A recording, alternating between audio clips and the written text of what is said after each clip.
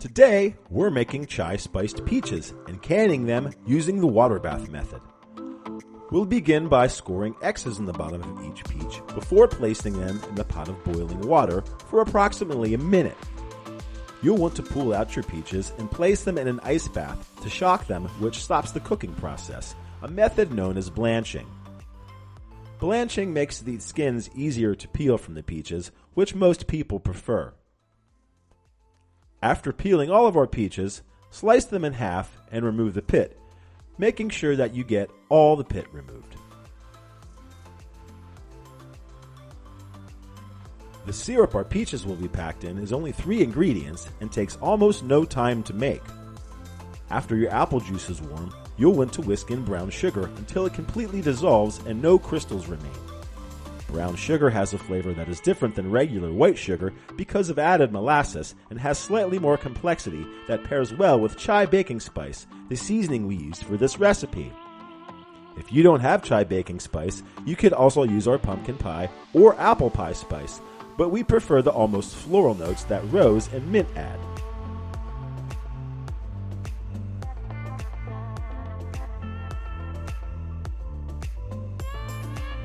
To can our peaches, we use the water bath method, which is simple and a great option for foods that are more acidic, such as fruit.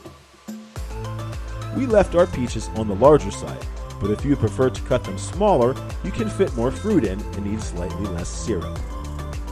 As you are filling your jars, don't worry about being too particular as far as keeping things neat.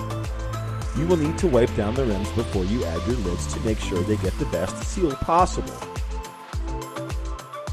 Can, the rings are added to keep the lids in place on top of the jars as they're processing.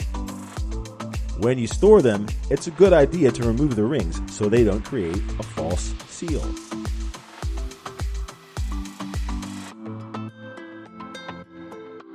We use the Penn State Extension's recommendations for water bath canning, which we will link down below.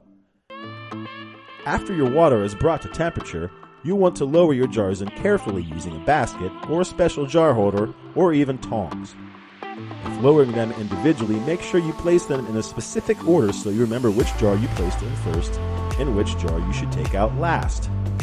Allow each jar to be simmered in the hot water for at least 20 minutes. Allow your peaches to cool gradually and avoid quick fluctuations in temperature so the jar doesn't shatter. Your peaches should store at least a year in a cool, dark environment.